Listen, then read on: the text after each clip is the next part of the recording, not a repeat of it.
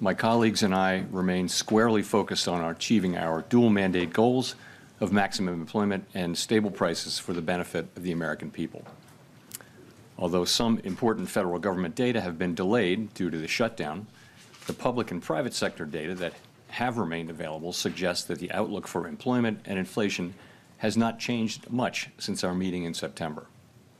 Conditions in the labor market appear to be gradually cooling, and inflation remains somewhat elevated. In support of our goals and in light of the balance of risks to employment and inflation, today the Federal Open Market Committee decided to lower our policy interest rate by a 1/4 percentage point.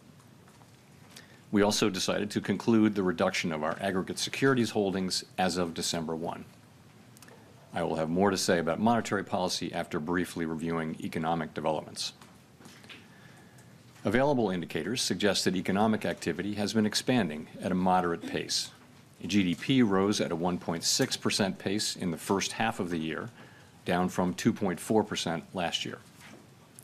Data available prior to the shutdown show that growth in economic activity may be on a somewhat firmer trajectory than expected, primarily reflecting stronger consumer spending.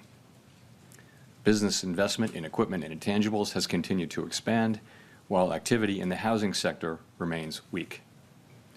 The shutdown of the federal government will weigh on economic activity while it persists, but these effects should reverse after the shutdown ends.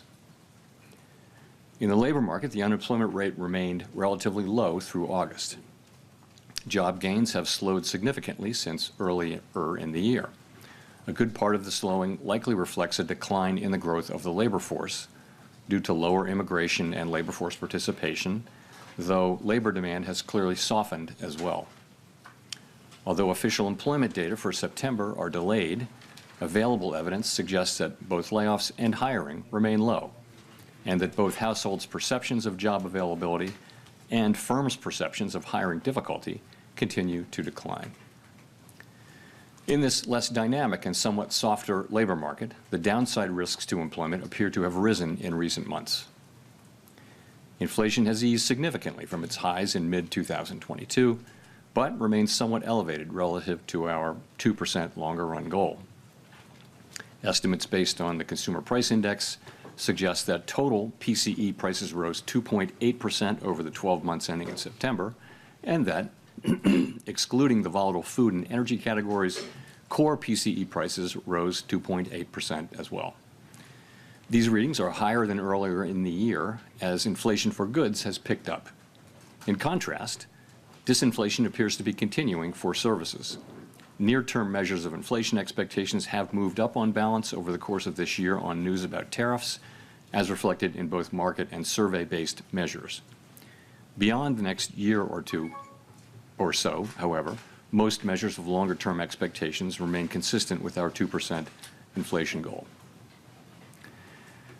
Our monetary policy actions are guided by our dual mandate to promote maximum employment and stable prices for the American people. At today's meeting, the committee decided to lower the target range for the federal funds rate by a 1/4 percentage point to 3.75% to 4%.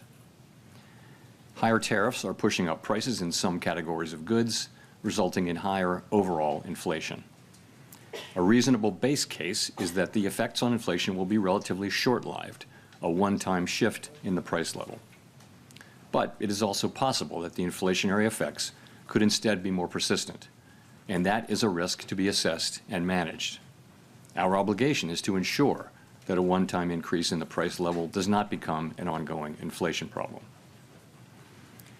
In the near term, risks to inflation are tilted to the upside and risks to employment to the downside, a challenging situation. There is no risk-free path for policy as we navigate this tension between our employment and inflation goals. Our framework calls for us to take a balanced approach in promoting both sides of our dual mandate. With downside risks to employment having increased in recent months, the balance of risks has shifted.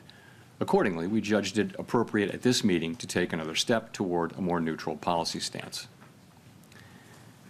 With today's decision, we remain well positioned to respond in a timely way to potential economic developments.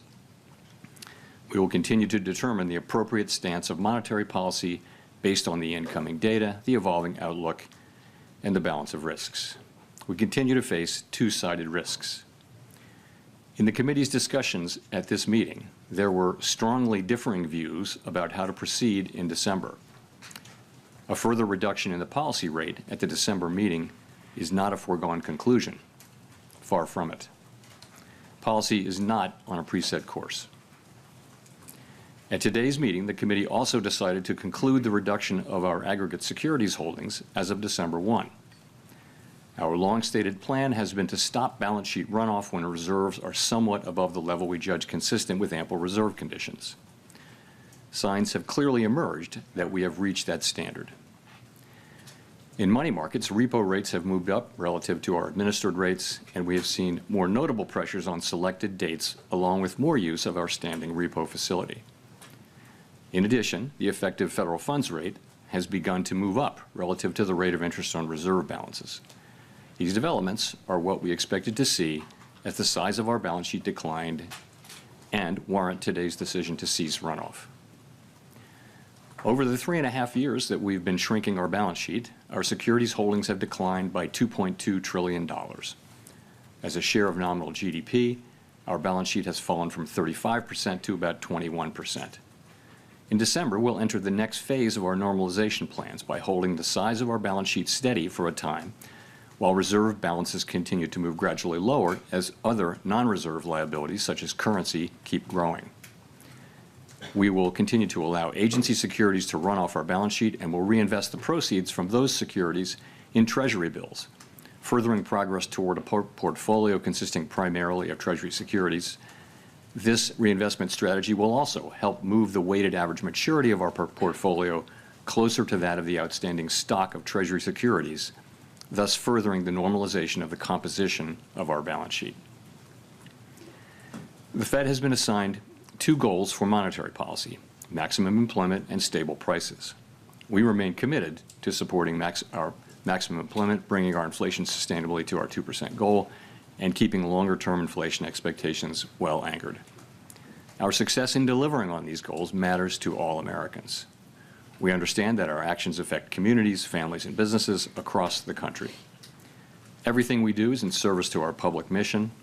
We at the Fed will do everything we can to achieve our maximum employment and price stability goals.